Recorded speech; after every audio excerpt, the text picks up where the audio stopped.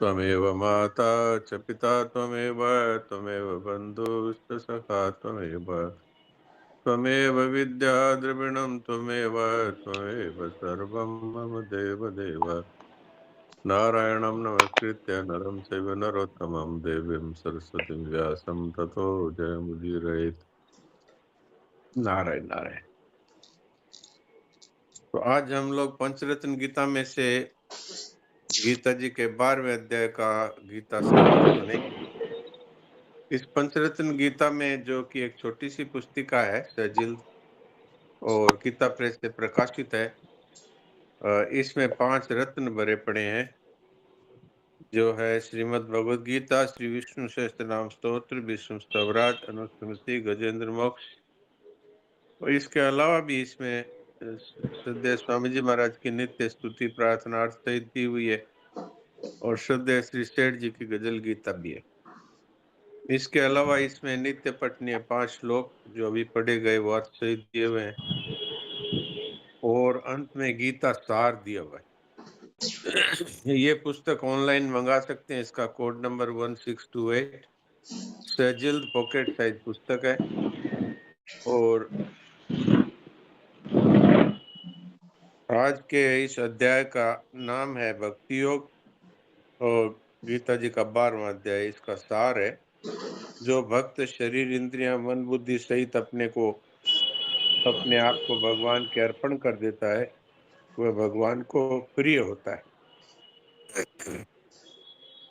अब हम गीता जी का महात्म्य 12वें अध्याय का अभी पढ़ेंगे और सुनेंगे। ये पुस्तक भी गीता महात्म्य गीता प्रेस से प्रकाशित है।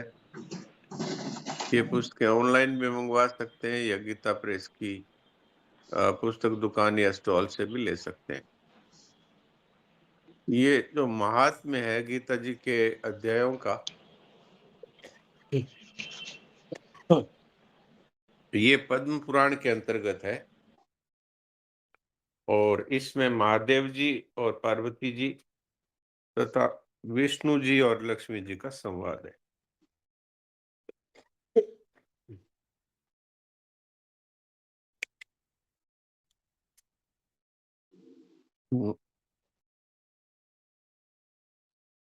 अभी 12वें अध्याय का महात्म्य पढ़ते हैं।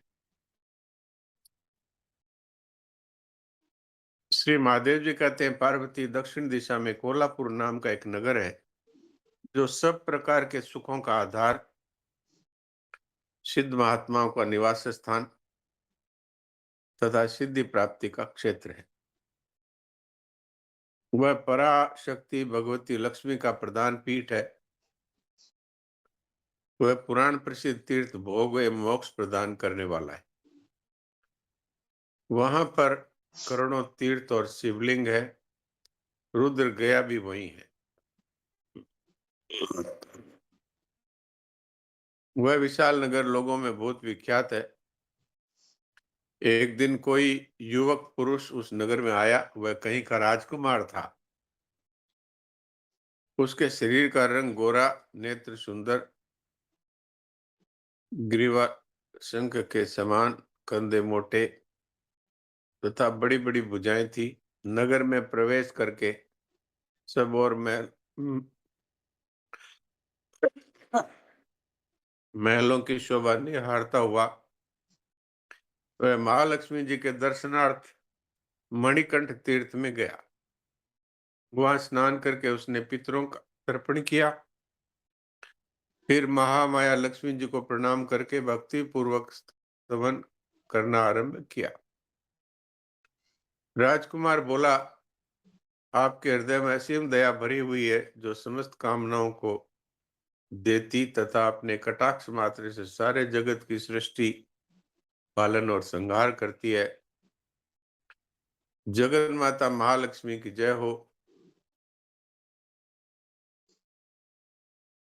स्तुति काफी लंबी है, मैं संक्षेप में सुनाता हूँ।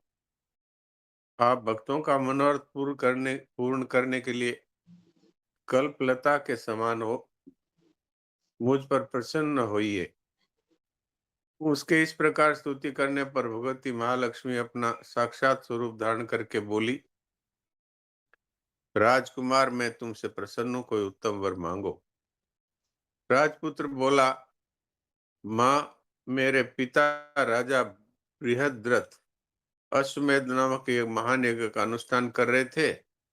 दैवी योग से रोगग्रस्त होकर स्वर्गगामी हो गए। इसी बीच यूप में बंधे हुए मेरे यज्ञ संबंधी घोड़े को, जो समूची पृथ्वी की परिक्रमा करके लौटा था, किसी ने रात्रि में चुरा लिया।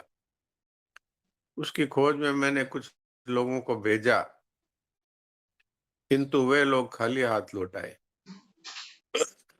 तब मैं सब ऋत्विजों से आज्ञा लेकर आपकी शरण में आया हूं। देवी, यदि मुझ पर प्रसन्न हो तो मेरे यज्ञ का घोड़ा मुझे मिल जाए, जिससे यज्ञ पूर्ण हो सके। तभी मैं अपने पिता महाराज का ऋण उतार सकूंगा। शरणागतों पर दया करने वाली जगत जननी लक्ष्मी, जिससे मेरा यज्ञ पूर्ण हो, वह उपाय करिए। भगवती लक्ष्मी ने कहा, राजकुमार, मेरे मंदिर के दरवाजे पर एक ब्राह्मण रहते हैं, जो लोगों में सिद्ध समाधि के नाम से विख्यात है। वे मेरी आज्ञा से तुम्हारा सब काम पूरा करेंगे। महालक्ष्मी के इस प्रकार कहने पर राजकुमार उस स्थान पर आए जहां सिद्ध समाधि रहते थे। उनके चरणों में प्रणाम करके राजकुमार चुपचाप हाथ जोड़कर खड़े हो गए। तब ब्राह्मण ने कहा, तुम्हें माताजी ने यहाँ भेजा है। अच्छा, देखो, अब मैं तुम्हारा सारा अभिष्ट कार्य सिद्ध करता हूँ। यूं कहकर मंत्र वेत्ता ब्राह्मण ने सब देवताओं को वहीं आकर्षित किया। राजकुमार ने देखा सब देवता हाथ जोड़े कांपते हुए वहां उपस्थित हो गए। तब उन श्रेष्ठ ब्राह्मण ने समस्त देवताओं से कहा, देवगण, इस राजकुमार का अश्व जो यज्ञ के लिए निश्चित हो चुका है, रात में देवराज इंद्र ने चुरा कर अन्यत्र पहुंचा दिया, उसे शीघ्र लाओ। तब देवताओं ने मुनि के कहने से यज्ञ का घोड़ा लाकर दे दिया। इसके बाद उन्होंने उन्हें जाने की आज्ञा दी।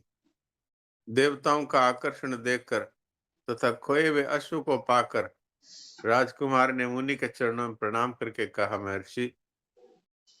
महर्षि, आपका ये सामर्थ्य आश्चर्यजनक है। आप ही ऐसा कार्य कर सकते हैं। ब्रह्मन, मेरी प्रार्थना सुनिए।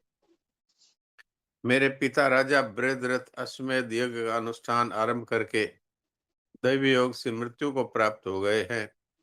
अभी तक उनका शरीर तपाए हुए तेल में सुखाकर मैंने रख छोड़ा है। साधु श्रेष्ठ, आप उन्हें पुनः जीवित कर दीजिए। ये सुनकर महामुनि ब्राह्मण ने किंचित मुस्कुराकर कहा, चलो, जहाँ यज्ञ मंडप में तुम्हारे पिता मौजूद हैं, चलें। तब सिद्ध समाधि ने राजकुमार के साथ वहां जाकर जल अभिमंत्रित किया और उसे उस शव के मस्तक पर रखा। उसके रखते ही राजा सचेत होकर उठ बैठे। फिर उन्होंने ब्राह्मण को देखकर पूछा, धर्म स्वरूप, आप कौन हैं? तब राजकुमार ने महाराज से पहले का सारा वृत्तांत सुनाया। राजा ने अपने को पुनः जीवन देने वाले ब्राह्मण को नमस्कार करके पूछा, ब्राह्मण, किस पुण्य से आपको ये अलौकिक शक्ति प्राप्त हुई? उनके यूं कहने पर ब्राह्मण ने मधुर वाणी में कहा, राजन, मैं प्रतिदिन आलस्य रहित होकर गीता के 12वें अध्याय का जप करता हूँ। उसी से मुझे ये शक्ति मिली है, जिससे आपको जीवन प्राप्त हुआ है। ये सुनकर ब्राह्मणों सहित राजा ने उन ब्रह्मर्षि से गीता के 12वें अध्याय का अध्ययन किया। उसके महात्म्य से उन सब की सद्गति हो गई। दूसरे दूसरे जीव भी इसके पाठ से परम मोक्ष को प्राप्त हो चुके हैं। नारायण नारायण।